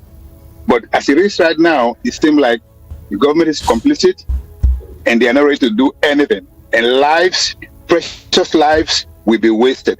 That's what's going to happen next year. There's no capacity, there's no capability for this government to rein in the criminals that's about to destroy this country. Happy New Year to everybody. Thank you. And have a blessed evening. Thank you so much. All right. Let me run through some messages on YouTube because I have quite a number of them. There's so many. Where do I start? From the beginning or from the beginning? Okay. Emeka Nweke says, oh no, I'm not saying that. Azi Good News says, good evening, Precious and Dr. Didi. What's killing Nigeria today is corruption, and I know that. Friday, Fisaya Majikudumi says, no one has been arrested by now. My own point of view is that President Tinubu will not take the bull by the horn because he still needs Northerners' support for his second-term ambition. Jane Abraham says, the problem in Nigeria to have solution only if we agree politically, because it's a political will that nullifies all other vices that impede progress. Tech Test says Nigeria is at its currently structured, benefits those who own it. That is why it can never develop. It needs to be restructured. Precious. Precious, your wife. Oh Jesus, you know, go leave me. You've not put small thing like this, small thing on top of my head. You put small thing on top of my head. Good evening, Precious, and you and the guests. Dr. Tinubu regards to Tinubu regime to sharing money too. He said Tinubu's regime has been sharing money too. And then this says, White Lion says, it is a crime to be lawful in a lawless society. What's the first duty of any government? I believe to protect life and properties. If the government can't do that, then what should we do? That's the question. Dr. Didi, what should we do if government cannot protect lives and properties, which is its primary responsibility? And they want your opinion. Well, you have any answer? If government cannot protect life and properties, then you have nothing to do than to protect yourself. But don't be tempted, if you have the power to protect yourself, to now use it against other people, which is what led you out of desperation to protect yourself. What do I mean by that? It sounded like a rapper now. It sounded like you're rapping. Okay, go ahead. No, the thing is, let's say you have a licensed firearm, for example, right? So don't say because you have a licensed firearm, then you should now use it to terrorize your community, or you yourself should now turn into an armed robber. Maybe your business fail afterwards and all that. That's what I'm saying. So if government, there's one thing in Nigeria, if we are to be sincere with ourselves, and that's the truth, no die, no allow them kill you. If they kill you, forget, you don't turn story, you don't go. And do you know the problem? This is where it is not my portion. The probability that you get justice is very slim. The police, if it doesn't turn to social media protests, look at this Mohbad case. Why the government we're react? Still not privy to what the autopsy results is saying. Why the government react? Because the social media, all the artists and so, we're clamoring about it.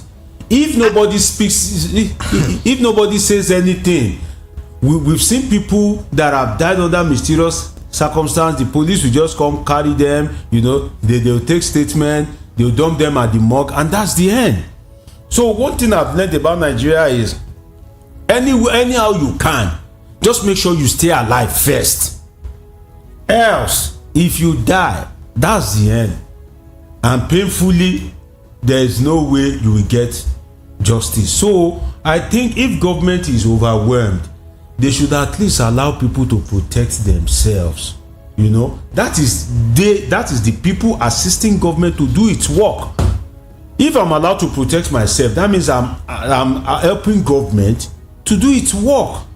You know, so could there be a situation whereby we have all these regulated system of processing firearms or something? Or should firearms be licensed in a particular part of the country? Should there be indices for government to license firearms? For example, if you are living in Boko Haram enclave, for example, maybe Yobe, Maiduguri, this odd bed, should firearms be licensed in that particular environment, such that you are Boko Haram, you are coming to me, you know I carry what you carry, you think twice before coming to me, you know? And let's say Lagos, Ogun, that is relatively peaceful, there should be no kind of license of firearm. Should there be a monthly audit by the police in such area? Should there be a weekly audit? Should there be a process whereby there's no way you can get the bullet? It is not impossible. It is not. It is very possible, because for every solution created, for every problem created by man, there's a solution for it by man. Insecurity is created by man. It's created by man's covetousness, man's greed, man's obsession to social status, to power, to money. These things can also be tamed by man. So we cannot leave people to die vulnerably. And at the end of the day, the little way they can protect themselves, you still say no. Look at the issue of Amotekun, protect us. No. Okay, let's do Amotekun. You still say no. So we should die. Whereby you are under serious heavy protection. Imagine now, the president is in Lagos under serious protection.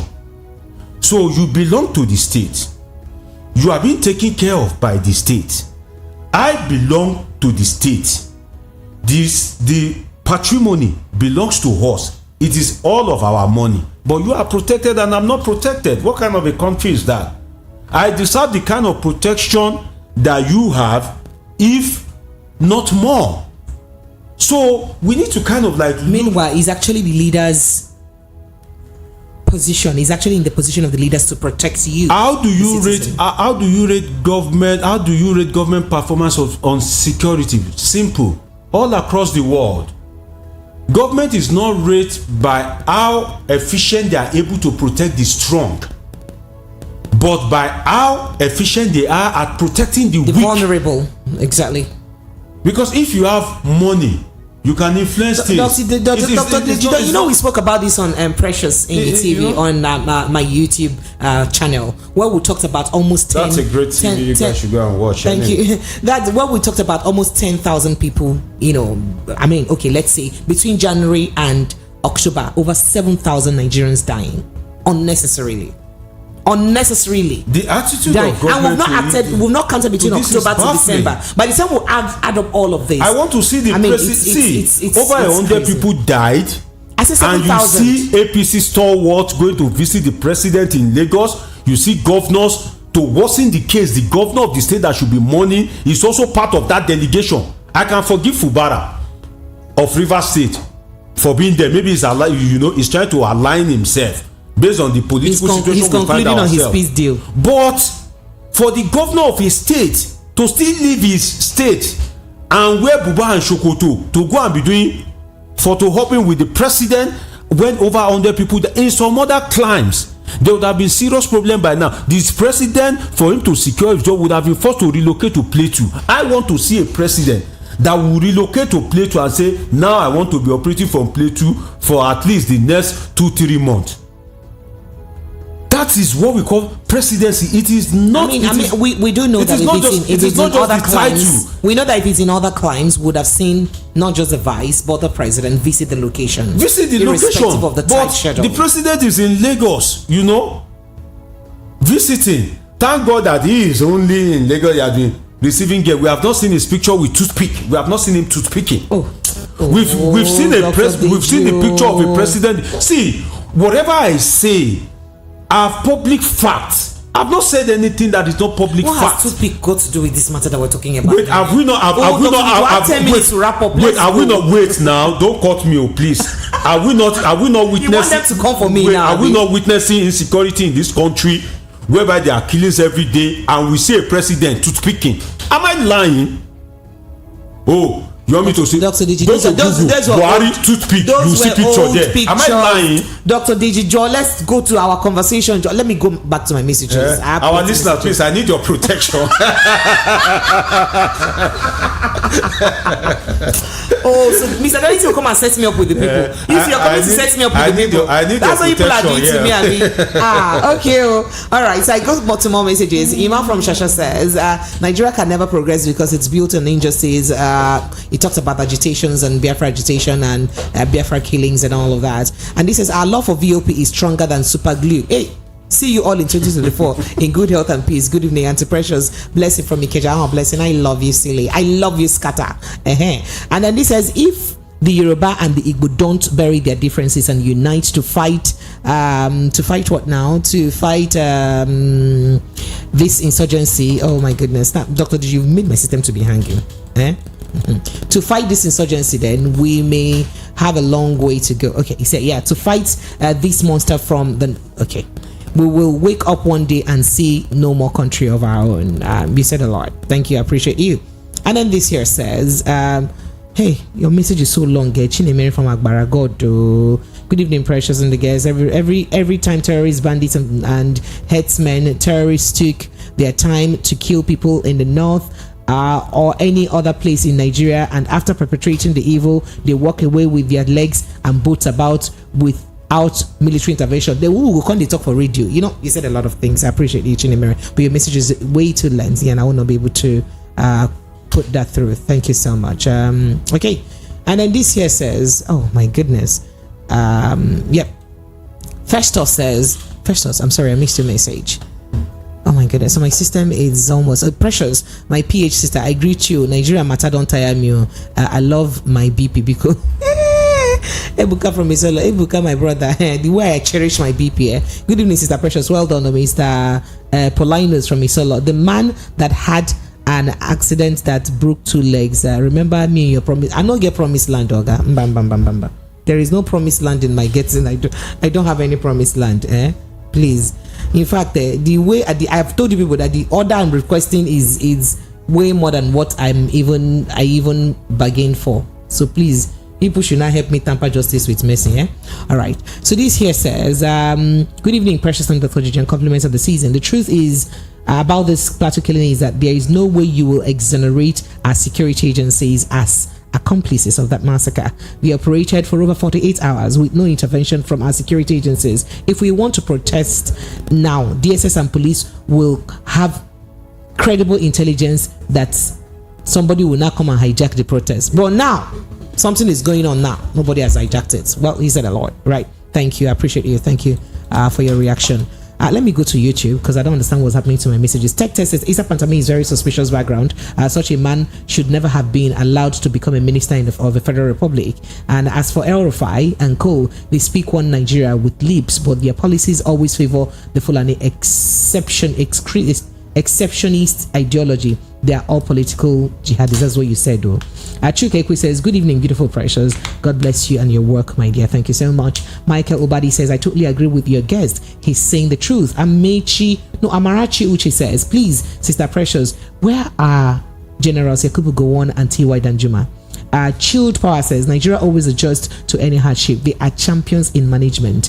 Yes. And then OK says, Middle Belt should arrest Yakubu Gowon and T.Y. Danjuma. They had arguments that these people fathers during civil war after using them to fight Igbos. Now is their turn. For this, Sako says, T.Y. Danjuma told you guys that Nigeria's military colluding with the terrorists, but unfortunately Nigerian people are like a tree that hears that they are coming to cut it down and yet stand and be watching for them to cut it down. Tech Test says, from bandits to invaders, soon they will call them evangelists or crusaders. What a country. And then you say, Precious is too funny. He called your name like he wants to dash you money. My dear brother. And then Father Seka says, is this country any normal human being will be proud of? All right. Yeah, so I'm very tired. Thank you, Tech Test. One Nigeria says, Precious, always looking gorgeous. Thank you so much. Emmanuel Udome says, former CBN Governor Obadiah died after saying the truth about the attack in Kaduna. Wahala. Fisa Majikudumi says, there are many doctors in political science that cannot say the truth, Madam Precious. It's all about good, kind, and integrity. Kudos to Dr. Deji. I'm proud of you like this. Okay, Father Saka says, to be fair, anyone who is educated adult and still believing, okay. And then he says, can someone please ask the Dr. Deji guy if he believes that the Islamization rumor is real or not? That do you believe the rumor about Islamization? Is it true or not? That's the question they asked. Before you answer, let me take the last message here. This says, hi Precious, I like the way the analyzes this topic. I had an issue with you when I said it on this platform about 2 months ago. You block people from bashing the government with ambiguous comments. If only you understand. I'm sure you belong enough in this platform to understand that I actually don't block you, right? Okay, so they said the Islamization thing. Islamization. Do you believe in it? Do you think it's true? Well, I'll just speak from the angle of fact, right? Number one, during the Obasanjo era, there were governors of the north that came up with this Sharia ideology. But the constitution says that Nigeria is a secular state. What that means is you can practice your religion and live anywhere within the territorial integrity of Nigeria.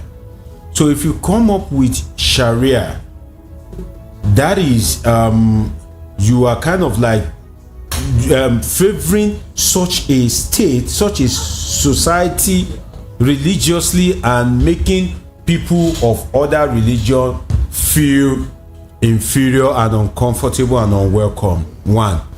2, today in Kano, right? Kano is one of the commercial nerve center of the north. Yes. Now, Kano collects VAT. When the federal government collects all the VAT, including all the beer that people are drinking tonight in Lagos, yes, there's a VAT on it that's going to the federal government. And today, at the end of the day, the ahead. VAT will be shared among all the states. Kano will collect out of it. But today, if you carry beer past Kano, they will destroy it. In a secular country, that is another fact. In a secular country, yes. Now, yes, another fact is. So, okay. Let me just hold my breath. It's okay. Should I? I'm holding my breath while you're going ahead. I'm just saying, should I stop? Will I choke if I keep holding my breath? Will I choke? Will I choke? Listeners, I need your protection. No, it's okay. Go ahead. Go ahead, Dr. Deji. Okay, now I'm speaking based on and facts, these are more like because pointers. I know that you know radios in Nigeria are NBC regulated. But when you say facts of when you say facts of public knowledge, I'm not the one bringing the facts. They are there in public domain. So if I'm bringing a fact on my own now, you can say, oh, maybe I'm doing this or that. But these are facts in public domain. What does Boko Haram want? Boko Haram wants a government that will be ruled based on the dictates of their own Islam, because I believe that their own version of Islam is different. I've lived in Southeast Asia for years. I've lived in core Islamic countries in Asia, and I can tell you for free that even though those countries that they are even closer to Saudi Arabia, their Islam is not like our own. While I was doing my PhD, my professor, are you not seeing Christmas tree? My professor is a Muslim. If she greets me, salam, which is the normal Muslim way, I will say, oh, hi, prof. And she doesn't criticize me. She doesn't feel bad about it. You know? So they respect people's view. But here, the people that owns the religion, we have some of our people here that their own pass the people who get the religion self. They can only deceive people that maybe they've lived all their life in this country. No, we've lived among people that truly owns the religion, and they don't take it the way some of our people takes it, and that is very sad. So what does Boko Haram want? Boko Haram want a state governed by their own underlying version of Islam, their own version of Islam, because I don't believe their own version is the true version of Islam. I've lived with Muslims, I've lived in an Islamic country before, you know. So if you look at it, you will see that, you know, if government allows, if citizens go to sleep, the Islamization will manifest, because there are people willing to Islamize. The solution is for them to be resisted.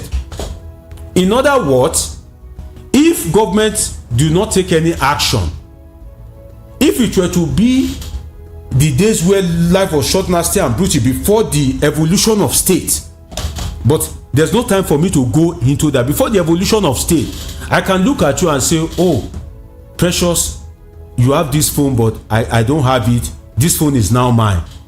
But the state evolved to regulate, such that if I want to take Precious phone, I will think of the consequence, of course, that will be brought upon me by the institution of the state, which is the police, the court, the prisons. And that's why punishment needs to serve as a deterrent to ensure that exactly others will not so if the state goes to sleep, definitely so I subscribe to death sentence for anything terrorism. But and you not just have not terrorism. answered the question. And not just you terrorism. have not answered the question outrightly. Yes, I was going to say that when you were even mentioning terrorism all along, but you haven't answered the question outrightly. Do you believe that there is an Islamization agenda? You have outlined. You did not say yes or no. You have outlined. It is a yes from the outline that I made. Okay, you know. All right. From and then moving forward, somebody yes. ask a question, and very quickly, because our time is up. Someone wants to know what your suggestion of a solution would be.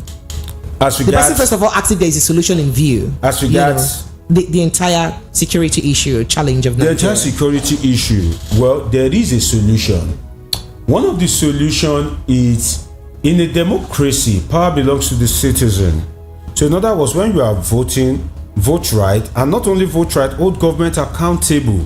You see, people in government, I can tell you for free as a political scientist, the greatest fear of people in government is the people.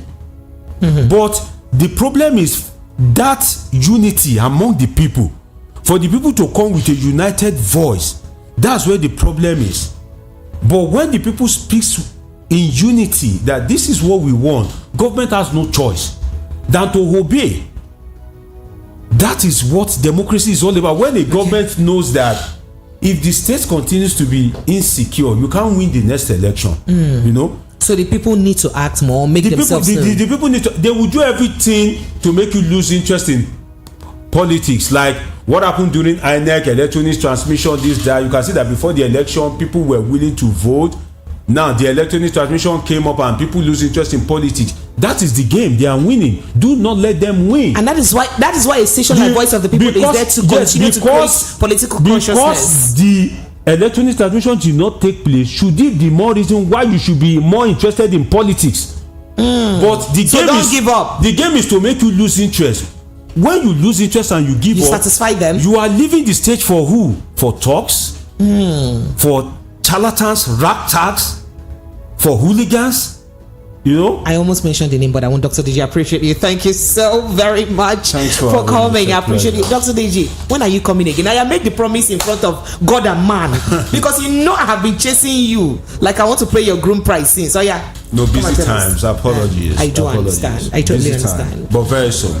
Very soon. Very soon is that you're sounding like a Nigerian politician, like a true political scientist. No, very soon. 2024 is almost here. So how soon are you coming? Like in next 2, 3, 4 months? We'll make it happen in January. We'll make it happen in January. That would be a befitting birthday gift for me if I see you in January. Thank you so much, Dr. Deji. Dr. Deji is a doctor of political science and one of the finest that we have in Nigeria, as you can see. Quite brilliant. I appreciate you. Happy New Year in advance. So, guys, if you want to know more about these security issues, we had a conversation on Precious Enyi TV with Ambassador Roy Ohidiabe. Ambassador Roy is a retired Army General. We didn't have time to dissect it properly, but he did speak quite extensively on this. And Dr. DJ was also with me and on Precious Enyi TV while we analyzed that earlier today. So you could go look it up on YouTube. It's at Precious Enyi TV. Precious ENYI TV on YouTube. The last conversation there. I'm sure you'd have a good time watching it. Okay, see, we come your way till I see you next year, right? I love you. Try as much as you can to protect your mental health. While I need to finish, try and make you protect yourself. Make you for remain. He who fights and runs away lives to fight another day. My name is Precious Enyi. I'll see you again on Monday next week, next year. If you want to catch up with me on YouTube, Facebook, I'm at Precious Enyi, Instagram at Precious Enyi Official, and Twitter Precious_Enyi.